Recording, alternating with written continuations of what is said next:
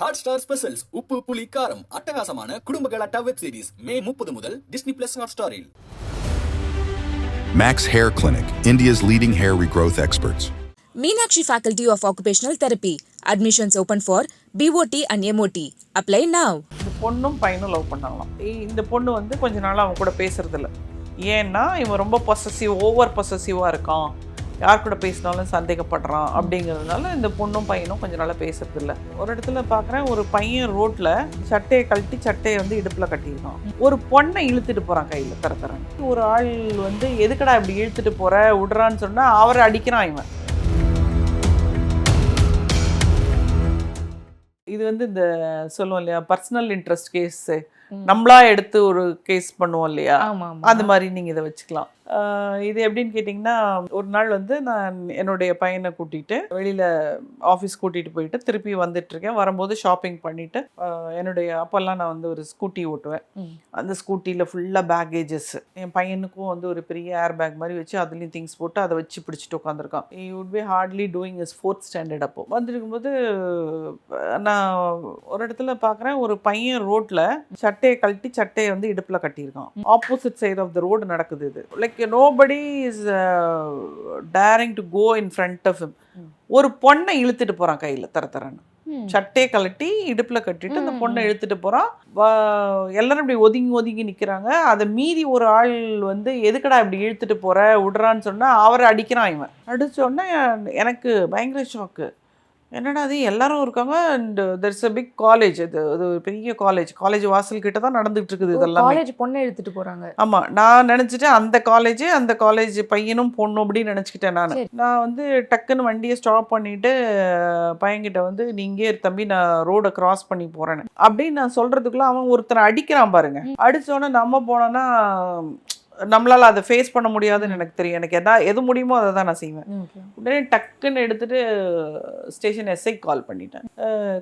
Inspector கால் பண்ணிட்டு, sir இந்த மாதிரி இங்கே ஒரு ப்ராப்ளமு, ஒரு பொண்ணை ஒருத்தன் ரோட்டில் இழுத்துட்டு போகிறான், எவனும் கேட்க மாட்டேங்கிறான், கேட்ட ஒருத்தனையும் இவன் அடிச்சிட்டான், அவன் போகிறத பார்த்தா வெறி கொண்டு போகிற மாதிரி இருக்கான், அவன் எனக்குமே அவனை ரீச் பண்ணுறதுக்கு இதுவாக இருக்கு, நான் opposite side of the road நிற்கிறேன், என் பையனையும் கூட வச்சுட்டு நிற்கிறேன், சின்ன பையன். ஸோ எனக்கு இங்கேருந்து நான் கிராஸ் பண்ணி இங்கே போகிறதுக்குள்ளே அவன் எங்கேயா போயிடுவானான்னு எனக்கு பயமாக இருக்குது. நீங்கள் அந்த பொண்ணுக்கும் பையனுக்கும் வாக்குவாதம் நடந்துக்கிட்டே இருக்கிறாங்க. நான் மானிட்டர் பண்ணிகிட்டே இருக்கேன், சார் நான் விடமாட்டேன், நான் பின்னாடி வண்டியில் போவேன், நீங்கள் வந்து உடனடியாக எனக்கு பெட்ரோல் அனுப்புங்க அப்படின்னு.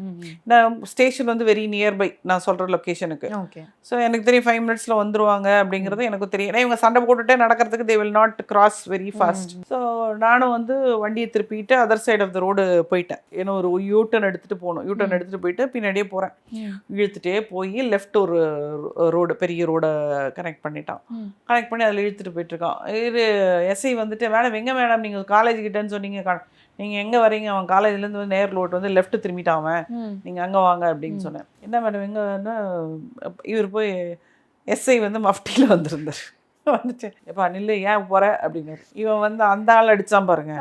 அதே மாதிரி ஒரு நான் தான் ஏற்கனவே சொல்லிட்டேன்ல உங்களுக்கு, அவன் அடிச்சிட்டான் அதனால தான் நான் போகல. அவங்களுக்கு தெரியும், ஏன்னா ஒரு சில கேஸ்லாம் நானே ஹேண்டில் பண்ணிவிடுவேன், போய் மிரட்டிடுவேன், நானே போயிட்டேன். நான் போகலன்னு நான் சொல்லி தான் சொன்னேன், அவன் அடிக்கிறான் அதனால தான் நான் போகல, அதனால தான் உங்களை கூப்பிட்றேன், இல்லைன்னு நானே இழுத்துட்டு வந்திருப்பேன் அப்படி. இவன் கை ஓனது இவர் பிடிச்சிட்டாரு, பிடிச்சிட்டு விட்டாரு பாருங்க. ஒரு அட்டை கரை விட்டதும் அப்படியே ஆடி போய், அப்போதான் அவர் நிஜ உலகத்துக்கு வந்தார் அந்த ஹீரோ. வந்துட்டு அப்படியே நின்னான். அதுக்கப்புறம் நான் சொன்னேன், சார் என் பையன் சின்ன பையன், இதெல்லாம் பார்க்க வேண்டாம், நான் கொண்டு போய் அவனை வீட்டில் விட்டுட்டு வந்துடுறேன், நான் ஸ்டேஷனுக்கு வந்து, மேம் நீங்கள் தான், நானே தான் கம்ப்ளைண்ட் கொடுத்தேன், நானே கம்ப்ளைண்ட் எழுதுறேன், வந்து நான் கொண்டு போய் அவனை வீட்டில் விட்டுட்டு வரேன் அப்படின்னு சொல்லிட்டு. ஏன்னா எனக்கு ஸ்டேஷனில் ஆல்மோஸ்ட் தெரியும், நம்ம நிறைய நம்ம கேஸ் விஷயமாகவும் போவோம், பட் அதர் தென் தட் நான் சோஷியல் ஒர்க்கில் இருக்கிறதுனால வேறு சில பிரச்சனைகளுக்காகவும் நான் போவேன். அப்போது அதனால சரி நீங்கள் போய் விட்டுட்டு வந்துடுங்க மேடம், பையனை விட்டுட்டு வந்துடுங்க அப்படின்னு சொல்லி நான் வீட்டில் விட்டு, என் பையன் அம்மா இல்லைம்மா நானும் வருவேன், சும்மா ஒரு ஆர்வத்தில் கேட்குறது. அதனால தான் அட்வொகேட் படிச்சுட்டு போல் இருக்குது. நாங்கள் திரும்பி வந்தால் இவங்க அதுக்குள்ளே என்கொயரிலாம் நடத்தி வச்சுருந்தாங்க. மேடம் எல்லா டைமும் வேஸ்ட் மேடம். நாங்கள் என்ன சார் சொல்கிறீங்க, எவ்வளோ பெரிய விஷயம் பிடிச்சி கொண்டு வந்து உட்கார வச்சுருக்கோம், நீங்கள் அதுங்க பேசுகிறது நீங்களே கொஞ்சம் கேளுங்க. என்ன சார் சொல்கிறீங்கன்னா, இந்த பொண்ணும் பையனும் லவ் பண்ணாங்களாம். இந்த பொண்ணு வந்து கொஞ்ச நாள் அவன் கூட பேசுறதில்ல. ஏன்னா இவன் ரொம்ப ஓவர் பொசசிவாக இருக்கான், யார் கூட பேசினாலும் சந்தேகப்படுறான் அப்படிங்கிறதுனால இந்த பொண்ணும் பையனும் கொஞ்ச நாளாக பேசுறது இல்லை. இவன் என்ன பண்ணியிருக்கான், இவன் வந்து இருக்கிறது வந்து ஒரு 8 கிலோமீட்டர்ஸ், இந்த காலேஜ்லேருந்து இன்னொரு 8 கிலோமீட்டர்ஸில் இன்னொரு காலேஜ் இருக்குது. அந்த காலேஜில் தான் இவங்க படிக்கிறாங்க. நான் என்ன நினச்சிட்டேன், இந்த எந்த ஸ்பாட்டில் பார்த்தாலும் அந்த காலேஜில் தான் படிக்கிறாங்கன்னு நான் நினச்சேன். சரி. ஆனால் இன்னொரு காலேஜ் பேரை சொல்லி, சரி அந்த காலேஜ் தான், எதுக்கு நீங்கள் இங்கே வந்தீங்க அப்படின்னு கேட்டேன். இல்லை இவன் தான் என்னை ஃபோன் பண்ணி வர சொன்னான். இவன் ஃபோன் பண்ணி வர சொன்னா நீ ஏன் வந்த? இல்லை அவன் ஃபோன் பண்ணி வர சொன்னான், அதனால நான் வந்து இன்னொரு பையன் நிற்கிறான். அப்போ தான் பிக்சருக்குள்ளே இன்னொரு பையனை பார்த்தேன் நான். இது யார் அப்படின்னு. மேடம் இவங்களை பிடிச்சிட்டு வந்து இவன் பின்னாடி தானே வந்தான் மேடம் அப்படின்னா. பின்னாடி தானே வந்தான், யார் இது அப்படின்னு. இந்த பொண்ணு, நான் தான் அவனை கூட்டிகிட்டு வந்தேன் துணைக்கு அப்படின்ச்சு. என்ன நடக்குது இங்க? அந்த பையனுக்கும் இந்த பையனுக்கும் என்னடான்னா, இவங்க 2 பேருக்கு அஃபேர் இருக்கிறது தான் அவனுக்கு ஒரு நினைப்பு. ஸோ இதெல்லாம் முடிஞ்சு எல்லாம் சரி, இதை நீங்கள் அஃபேரை வச்சுக்கோங்க, அதாவது இது மண்டை கிறுக்கு பிடிச்ச மாதிரி ஆகிப்போச்சு எங்களுக்கு, நீ என்ன வேணால் அஃபேரை வேணால் வச்சுக்கோங்கன்னு சொல்லிட்டு, நீ உன் அட்ரஸ் கொடுன்னு எல்லாம் வாங்கிட்டா, இந்த பொண்ணு வந்து அழுகுது. எதுக்குன்னா அவங்க அப்பா வந்து ஒரு பெரிய நகை கடை வச்சுருக்காரு வெளியூரில். நீங்கள் தயவு செஞ்சு எங்கள் அப்பாவெல்லாம் கூப்பிட்றாதீங்க, எங்கள் அப்பா அவ்வளோதான் என்னது. இப்போ வெளியூர்லேருந்து வந்து தான் நீ இவ்வளோ என்னன்னா, வெளியூர்லேருந்து வரும்போது தனக்கு தெரிஞ்சவங்க யாரும் இங்கே கிடையாது. ஸோ அதனால வந்து இவங்க ஃப்ரீயாக மூவ் பண்ணுறது.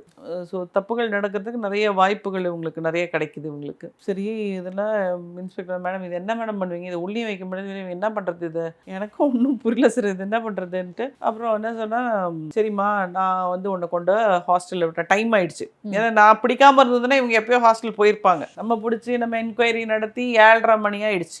சரிம்மா உன்னை ஹாஸ்டலில் உள்ளே விட மாட்டாங்க, நான் ஒரு ரிலேஷன் கொண்டு வந்து நான் ஹாஸ்டலில் கொண்டு வந்து விட்டுட்டு வரேன் அப்படின்னா, இல்லை நீங்கள் வராதிங்க நானே போய்க்கிறேன்னு.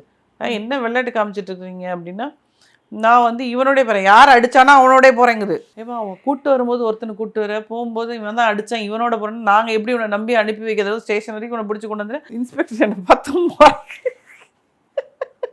உங்களுக்கு பொழுது போகலன்னு கேஸ் கொண்டு வந்து கொடுத்துருக்கு. கேட்டால் அதை சொல்லுது, அது வந்து இதுதான் மேடம் பிரச்சனை, நான் வந்து அவனோட பேசுகிறேன்னு இவனுக்கு என் மேலே கோவம், இதுதான் பிரச்சனை, இப்போ சால்வ் ஆயிடுச்சு, எங்கள் அம்மா கிட்ட அப்பா கிட்ட மட்டும் சொல்லிடாதீங்க அப்படிங்குது. இதெல்லாம் எங்கே போய் முடியுமோன்னு நினச்சிக்கிட்டு நாங்களும் வந்து இதுக்கு மேலே நம்ம என்ன பண்ண முடியும், மேஜரு அவங்களே எங்கே காம்ப்ரமைஸ் ஆகிட்டாங்க ஸ்டேஷனில். சரி போ அப்படின்னு சொல்லி நான் வந்து சொன்னேன், நான் பின்னாடி வருவேன், ஏன்னா நான் தான் பிடிச்சி கொடுத்தேன், நான் நீ சேஃபாக உள்ளே போகிற வரைக்கும் நான் கண்டிப்பாக வருவேன், நீ என்னை வராதன்னுலாம் சொல்ல முடியாது. அந்த பையனோட அந்த யார் அடித்தானோ அந்த பையனோட அந்த பொண்ணு திரும்பி போகுது. அப்போ அந்த மூணாவது பர்சன் அவர் தனியாக போகிறாரு. ஸோ அதாவது எப்படின்னா, வெளியூர்லேருந்து படிக்கிறதுக்காக சென்னைக்கு வராங்க, வேலை பார்க்க வராங்க. இங்கே என்ன நடக்குதுங்கிறது அங்கே இருக்க பேரண்ட்ஸ்க்கு தெரியறது இல்லை. ஏன்னா இவங்க வந்து தனியாக ஒரு இடத்துல, முன்னெல்லாம் வந்து காலேஜ்னா காலேஜ் ஹாஸ்டலில் தான் தங்கியிருப்பாங்க பிள்ளைங்க, சொந்தக்காரங்க வீட்டில். இன்னைக்கு வந்து எல்லாமே அப்படி கிடையாது. எல்லாமே இன்றைக்கின்னா நான் சொல்கிறது வந்து 2005லேயே இது வந்துச்சு. உங்களுக்கு எப்போ வந்து ஐடி கலாச்சாரம் உள்ளே வந்ததோ அப்பயே நிறைய பிஜிஸு, ஒரு தனியாக ஒரு ஃப்ளாட் எடுத்து ஒரு 4-5 பிள்ளைங்க தங்குறதெல்லாம் வந்துருச்சு. ஸோ அப்போ அவங்களுக்கு வந்து அங்கே மானிட்டர் பண்ணுறதுக்கோ கேட்குறதுக்கோ ஆளுங்க கிடையாது. அவங்க இஷ்டத்துக்கு அவங்க செய்கிறது கரெக்டாக. நைட்டு 10, 12 மணி, 1 மணி, 2 மணிக்கெல்லாம் வெளியில் சுற்றினாலும் கேட்கறதுக்கு ஆள் கிடையாது. ஏன்னா இண்டிவிஜுவல் ஹவுஸு, நான் பாட்டுக்கு எத்தனை மணிக்கு வேணாலும் போவேன், எத்தனை மணிக்கு வருவேன்னு. எல்லாரும் வந்து ஹவுஸ் ஓனர்ஸ் எல்லாம் முன்னெல்லாம் அந்த நீ இப்படி வரக்கூடாதுன்னா உடனே வெக்கேட் பண்ணிடுவாங்க. அவங்களும் இப்போ கண்டுக்கிறது இல்லை, நம்மளால திருத்த முடியாது இவங்கள அப்படின்ற லெவலுக்கு அவங்களும் விட்டுட்டாங்க. ஸோ இந்த பிள்ளைங்க வந்து ரொம்ப ஈஸியாக தப்பு பண்ணுது. மதுரையிலேருந்து வந்திருக்கேன், எனக்கு ரொம்ப கஷ்டமாக இருக்குது. ஏன் சார் கஷ்டமாக இருக்குது? நைட்டு 10-12 மணிக்கு பசங்க வெளியில் போகிறானுங்களோ இல்லையோ, இந்த பொண்ணுங்க வந்து பசங்களை இழுத்துக்கிட்டு வெளியே வருது மேடம். இதுங்களுக்கெல்லாம் நான் காவல் நிற்கிறேன்னு எனக்கு வருத்தமாக இருக்குது. அந்த கால் சென்டர்ஸ்லாம் அப்போ தான் இந்த பிகினிங் ஆஃப் கால் சென்டர்ஸ் நான் சொல்கிறதெல்லாம். ஸோ அவங்க வந்து அந்த நேரத்தில் வெளியில் போகிறது, அதை வந்து யாருமே பார்க்கறதுக்கு இல்லை இல்லைங்களா. இப்போது அந்த பிள்ளைங்க வெளியே சுற்றுதுங்கிறது அவங்க பேரண்ட்ஸுக்கு கண்டிப்பாக தெரியாது. அது வந்து நல்ல விதமாக இருந்ததுன்னா பிரச்சனையே கிடையாது என்றைக்குமே. அது எங்கேயாவது ஒரு தவறான ஒரு பாதையில் போயிடுச்சு. இப்போது இதை வந்து நான் சொன்னேன்னா இவங்க சொல்லிட்டாங்க பாருங்கள், பொண்ணுங்க வந்து நைட்டு இத்தனை மணிக்கு போகுது, நீ ஒரு லேடியே சொல்கிறாங்கன்னு. இப்போ நம்ம OMR ரோட்டில் பார்த்துருக்கோம், ஒரு பொண்ணு வந்து வேலை விட்டு வெளியில் போன பொண்ணு வந்து மிட் நைட்டில் வந்து தைரியமாக தான் போச்சு, ஆனால் ரேப் பண்ணி அதை கொலை பண்ணி போட்டாங்க. இது மாதிரி நிறைய சம்பவங்கள் நம்ம பார்த்துருக்கோம். ஸோ இதுக்காக தான் நம்ம வந்து சொல்கிறது வந்து ஒரு டைம் லிமிட்டோடு நம்ம வந்து கரெக்டாக இருந்துக்கணும் அப்படிங்கிறது. இது வந்து பெண்களுக்கு தெரியணும் அப்படின்னு நான் நினைக்கிறேன். இல்லை ஒரு மார்ஷியல் ஆர்ட்டை கற்றுக்கோங்க. கண்டிப்பாக மேம், நீங்கள் நிறையா அவேர்னஸும் கொடுத்தீங்க. ஸோ அதுக்கு ரொம்ப தேங்க்யூ ஸோ மச். எனக்கு தெரிஞ்சு இந்த எபிசோடே வந்து எல்லாமே ஒரு அவேர்னஸ் எபிசோட் மாதிரியே இருக்கு. நீங்களாம் ஜாக்கிரதையா இருந்துக்கோங்க, அப்படிதான் இருந்துச்சு. Thank you so much. Hot star specials உப்பு புளி காரம் அட்டகாசமான குடும்ப கலாட்டா வெப் சீரிஸ் மே 30 முதல் டிஸ்னி பிளஸ் ஹாட் ஸ்டாரில். Max Hair Clinic, India's leading hair regrowth experts. Meenakshi Faculty of Occupational Therapy. Admissions open for BOT and MOT. Apply now.